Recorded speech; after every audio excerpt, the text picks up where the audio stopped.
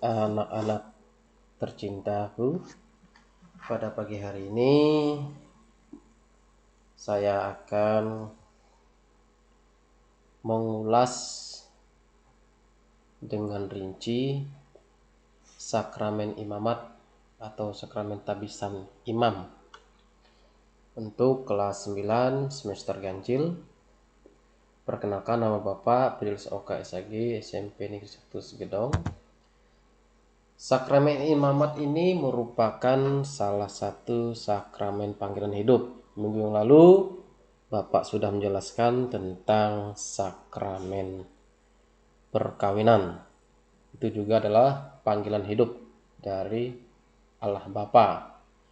Sakramen perkawinan untuk orang yang akan menikah membentuk sebuah keluarga, sedangkan sakramen imamat adalah sebuah panggilan hidup yang luar biasa dari seorang pria dewasa Katolik yang memberikan hidupnya kepada Tuhan.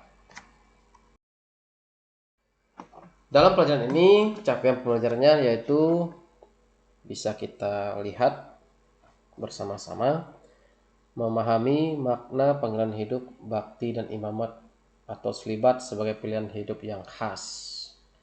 Yang kedua, menganalisis alasan seseorang memilih hidup selibat demi kerajaan Allah.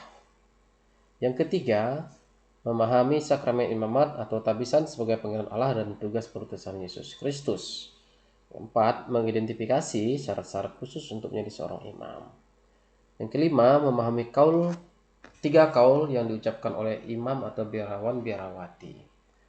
Yang terakhir, menganalisis tugas pokok imam dalam tugas Yesus, yaitu sebagai raja, nabi, dan imam. Nanti inilah yang akan kita capai bersama. Lalu tujuan pembelajarannya menjelaskan perbedaan antara hidup keluarga dan hidup berbakti atau imamat. Kedua, menguraikan alasan-alasan seseorang memilih hidup selibat dengan rujuk pada Matius bab 19 ayat 12. Yang ketiga, mendeskripsikan sakramen imamat atau tabisan sebagai panggilan khusus dan perutusan Kristus. Yang keempat, menyebutkan dan menjelaskan syarat-syarat untuk menjadi seorang imam. Yang kelima, menjelaskan makna dan tujuan dari kaul ketaatan, kaul kemiskinan, dan kaul kemurnian. Yang terakhir, mengidentifikasi dan menjelaskan tugas pokok iman dalam mengajar, menguduskan, dan memimpin umat. Baik, sekarang kita lihat bersama-sama dengan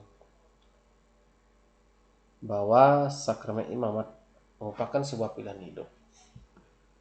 Poinnya ada pada hidup keluarga bukan satu-satunya pilihan. Itulah alasan kenapa seorang pria Katolik ingin menjadi seorang imam. Yang kedua, panggilan hidup bakti dan imamat selibat adalah panggilan khas dari Yesus. Yang ketiga, memberikan diri secara total kepada Tuhan Yesus. Yang keempat, menjadi alat Tuhan dan partner Allah dalam mewartakan kerajaan Allah di tengah-tengah umat. Lalu, makna dari alasan hidup selibat. Kita lihat yang pertama, bukan karena tidak laku atau tidak dapat berbuat apa-apa. Kan banyak orang beranggapan bahwa seorang pria Katolik yang menjadi pastor itu karena mukanya jelek, nggak laku, orangnya pemalu, atau takut membentuk sebuah keluarga. Bukan seperti itu alasannya. Yang kedua, karena kemauan sendiri demi kerajaan Allah. Dapat kita lihat nanti di Matius bab 19 ayat 12. Yang ketiga, memilih hidup sendiri tanpa paksaan dari siapapun tidak, karena itu adalah panggilan hati. Yang keempat, kerelaan dan kesalahan untuk melayani Tuhan secara penuh. Makna dan arti sakramen imamat atau tabisan dipahami sebagai panggilan Allah oleh Gereja Katolik.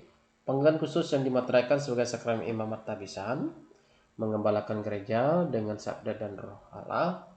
Yang terakhir, ikut serta dalam tugas perutusan Yesus Kristus. Sebagai apa? Sebagai wakil. Kita lihat sebagai wakil Yesus. Poinnya ada 4, yaitu diangkat dan dipilih sebagai wakil Kristus di dunia untuk mengembalakan umat. Kedua, barang siapa yang mendengar kamu, mendengar aku. Jadi ini tugas perutusan dari Yesus. Yang keempat, bertindak atas nama Yesus untuk menghadirkan Ekaristi. Jadi pastor itu melayani penerimaan komuni kudus kepada umatnya yang pastinya yang sudah dibaptis. Lalu keempat, mengutus untuk membaptis, mengampuni dosa, dan membangun umat beriman. Jadi inilah tugas Yesus sebagai wakil Kristus di dunia. Lalu yang terakhir, syarat menjadi imam. Tidak mudah untuk menjadi imam karena banyak syarat-syarat. Kalau bukan karena panggilan hidup, mungkin banyak orang akan mundur. Salah satunya syaratnya adalah pertama, pria normal yang telah menerima inisiasi Katolik. Yang kedua, belum dan tidak akan beristri seumur hidup. Jadi beda dengan pendeta dalam gereja Protestan, mereka bisa menikah dan punya anak. Kalau Katolik tidak bisa. Yang ketiga, menyelesaikan pendidikan seminari, filsafat, teologi, moral, hukum gereja. Ini bisa memakan waktu paling cepat itu 7 tahun sampai 10 tahun pendidikannya. Selanjutnya, sehat jasmani dan rohani. Ini penting nih, jasmani dan rohani. Selanjutnya, hidup rohani yang baik, motivasi dan cita-cita yang kuat. Jadi punya pegangan yang kuat, memotivasi kenapa saya harus menjadi imam. Lalu seorang imam biarawan berarti mengucapkan 3 kaul. Yang pertama, kaul ketaatan. Yang kedua, kaul kemiskinan. Dan ketiga, kaul kemurnian. Jadi tujuan kaul tersebut adalah pelayanannya dilakukan secara penuh dan total. Tugas pokok imam atau pastor. Yang pertama, ikut ambil bagian dalam tugas Yesus sebagai raja, nabi, dan imam. Selanjutnya, mengajarkan, menguduskan, dan memimpin. Ini seperti raja, nabi, dan imam kepada umat-umatnya. Lalu dalam kitab hukum kanonik, kanon 1008, berbunyi pelayan rohani yang menggembalakan umat Allah di dunia. Lalu tujuan sakramen imamat. Yang pertama, mengangkat seorang menjadi pelayan rohani untuk mengembalakan umat Allah dengan sabda dan roh Allah. Melantik seseorang untuk ikut serta dalam tugas perutusan Yesus. Ketiga, menghadirkan Ekaristi dan melaksanakan tugas-tugas sakramental lainnya, membaptis, mengampuni dosa. Yang keempat, membangun umat beriman secara satu tubuh, yaitu tubuh Yesus Kristus. Yang terakhir, memungkinkan iman untuk menjalankan tugas Yesus sebagai raja, nabi, dan imam, yaitu mengajar, menguduskan, dan memimpin.